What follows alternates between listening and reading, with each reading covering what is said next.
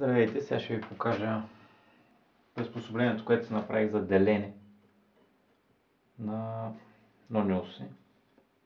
В случая това е нониуса от кръстатия супорт, който ще разделя на ново, тъй като руснаците не са го направили подходящо през една десета.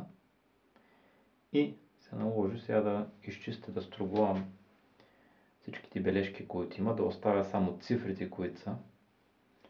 Примерно 0,2, 0,4, 0,8 през 4 десети. И ще направя наново резките през една десета. За да стане така, понеже стъпката тук е 4 мм, използвам зъбно колело, което е с 80 зъба. Белязал съм на всеки втори зъб и тук има един фиксатор, който съм направил. Ето, когато се пусне, сега зацепва.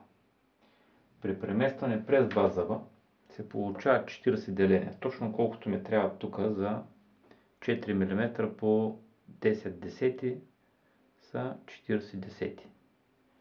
И така ще използвам това зъбно колело, за да си направя наново маркировка. Ето го варианта.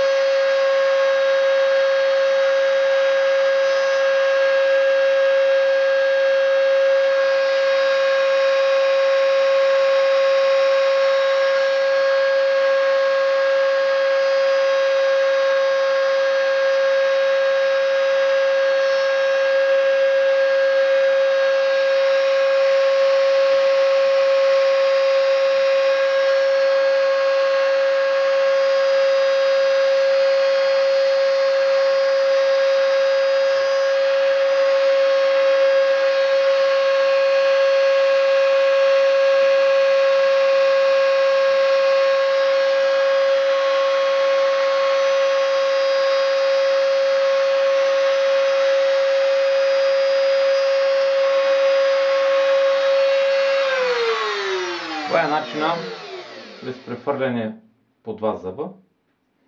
В момента съм нарязал 4 десети.